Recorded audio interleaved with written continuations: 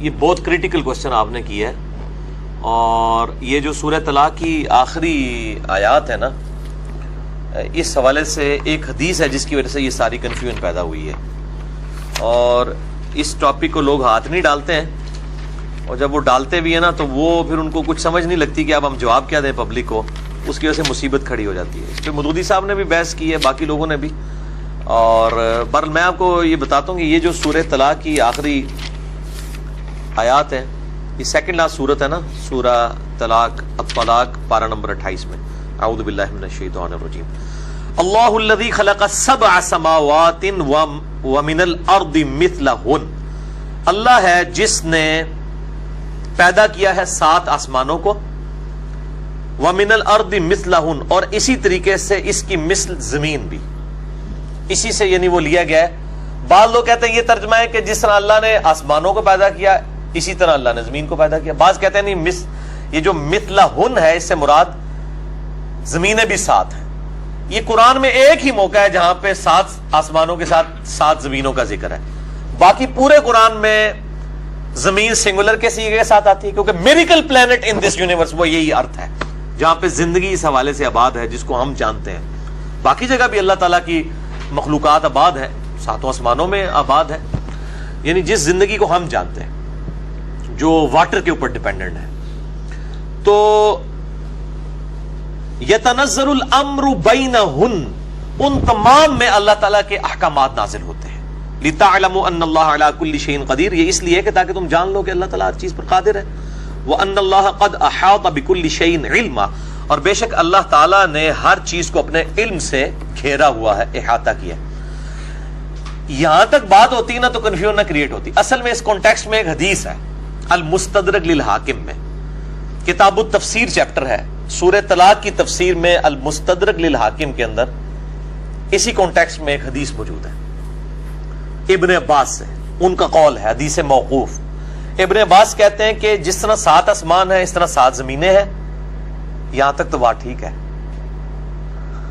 اس کے آگے الفاظ ہیں کہ ہر زمین میں محمد ہے، ہر زمین میں ابراہیم ہے، ہر زمین میں نوح ہے، ہر زمین کا اپنا موسیٰ ہے، عیسیٰ ہے۔ اب تو 7 تو محمد ماننے پڑ جائیں گے صلی اللہ علیہ وآلہ وسلم۔ تو یہ روایت ہے بڑی خطرناک، لیکن یہ روایت منقطع ہے، اگرچہ امام حاکم نے اسے بخاری و مسلم کی شرط پہ صحیح کہا ہے، لیکن اس میں جو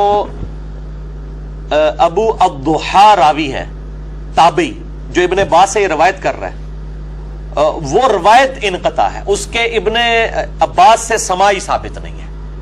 لیکن اب یہ ہماری مین سٹریم کی کتاب میں آ گیا، چونکہ المستدرک للحاکم میں اور باقی کتابوں میں بھی آیا ہے، اور مفسرین نے اسی حدیث کو کوٹ بھی کیا ہے، اور کچھ بڑے محدثین نے اسے تعلیقاً بھی روایت کی ہے۔ تو چونکہ یہ روایت ہی ثابت نہیں ہے، لہذا محمد ایک ہی ہے صلی اللہ علیہ وآلہ وسلم۔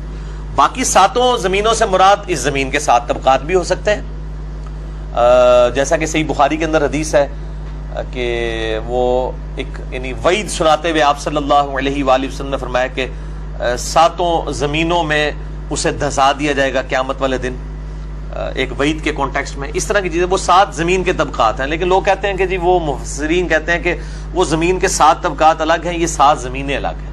اور 7 کا ایک ورڈ عموماً بھی مطلب 70 ہو گیا، 7 ہو گیا، یہ ورڈ عربی میں استعمال بھی ہوتا ہے۔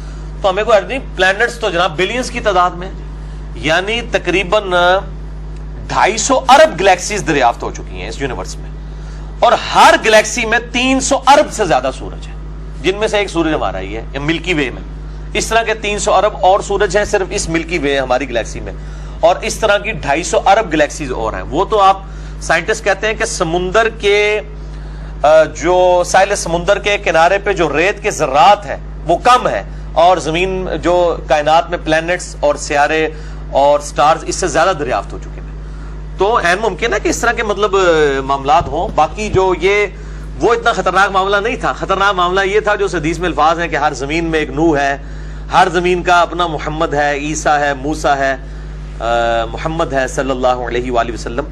تو یہ ایسا نہیں ہے، محمد ایک ہی ہے الحمدللہ، اور وہ اسی روئے ارض پہ جو اللہ تعالیٰ کی کریشن کا کلائمیکس ہے۔ یہ کرۂ ارض از اے میریکل پلانٹ، میرا اس کے اوپر لیکچر بھی ہے۔ who is Allah in the light of latest scientific facts, مسئلہ نمبر 60 اللہ کون ہے جدید سائنسی حقائق کی روشنی میں. تو یہ والا جو معاملہ ہے 7 زمینوں والا وہ یہی ہے. یہ اچھا ہو گیا, یہ بڑا امپورٹنٹ سوال تھا. اچھا سر, اسی طرح کہا جاتا ہے کہ خانہ کعبہ کے بالکل اوپر بیت المعمور ہے, کیا یہ بات صحیح ہے؟ ہاں ٹھیک ہے, صحیح. بخاری مسلم میں وہ جو واقعہ معراج والا میں نے لیکچر دیا ہے نا, اس میں موجود ہے. اور اس کا فرشتے طواف کرتے ہیں. اب یہ بالکل ٹھیک ہے. ذہن یہ کہتا ہے کہ وہ جو بیت المعمور ہے وہ اس پوری یونیورس کے سینٹر میں ہونا چاہیے. ذہن یہ کہتا ہے ایک مرکز. تو اگر یہ ذہن کی بات مان لی جائے تو اس کا یہ مطلب ہوگا کہ جو خانہ کعبہ ہے وہ بھی پوری یونیورس کے سینٹر میں ہے, کہ خانہ کعبہ اس زمین کے سینٹر میں بھی موجود ہے. دیکھیں جی, اتنی ابھی تو یونیورس کا سائز ہی ہمیں نہیں پتا, ہم کیلکولیشن کہاں سے کریں کہ جی وہ جو ہے وہ سینٹر میں ہے. باقی یہ ہے کہ جو اس وقت ہماری زمین ہے نا, اگر اس کا نقشہ اس طریقے سے پھیلا کے ریکٹینگولر ڈرا کیا جائے تو خانہ کعبہ شریف آلموسٹ سینٹر میں آتا ہے. ٹھیک ہے, تو چلیں یہ ایک بائی چانس بھی ہو سکتا ہے اور کوئی گاڈ کا پلان بھی ہو سکتا ہے. تو یہ ڈیٹیلز ہمیں نہیں بتائی گئی ہیں. بخاری مسلم میں جو واقعہ معراج سے متعلق احادیث ہیں جن میں آپ صلی اللہ علیہ وآلہ وسلم کا یعنی سدرۃ المنتہا تک جانا ہے, وہاں پہ بیت المعمور کا ذکر ہے کہ وہ فرشتے وہاں پہ طواف کرتے ہیں, وہ فرشتوں کا قبلہ ہے. اور جب فرشتے زمین پہ آتے ہیں پھر اس کا طواف کرتے ہیں اور ادھر وہ نماز ادا کرتے ہیں. تو مطلب اس طرح کی کوئی ڈیٹیل نہیں ہے کہ وہ کائنات کا کوئی مرکز ہے, اس طرح کی ڈیٹیلز نہیں بتائی گئی ہیں. تو باقی یہ بھی ہے کہ اس میں یہ بھی الفاظ موجود ہیں بخاری مسلم میں کہ روزانہ 70,000 فرشتے آ کے طواف کرتے ہیں بیت المعمور کا, اور جس کی ایک بار باری آتی قیامت تک دوبارہ نہیں آئے گی اس کی باری. تو وہ چاہے سینٹر میں ہو چاہے آف سینٹر ہو, مطلب ہمارے لیے وہ قبلہ تو سینٹر میں نہیں, ہمیں تو یہاں سے 4,000 کلومیٹر سفر کر کے ہی جانا پڑتا ہے. ایک بار ہی زندگی میں جانا پڑے تو ان کے لیے تو امپورٹنٹ ہے جہاں سے مرضی. اور پھر فرشتوں کو پہنچنے کے لیے کوئی سینٹر میں ہونا یا کوئی ہٹ کے ہو, سڑک وہاں بنی ہو نہ بنی ہو, فرشتوں کے لیے تو کوئی مسئلہ نہیں ہے, وہ جہاں بھی ہو. اصل مقصد یہ ہے کہ ایک بتایا گیا کہ بیت المعمور ہے.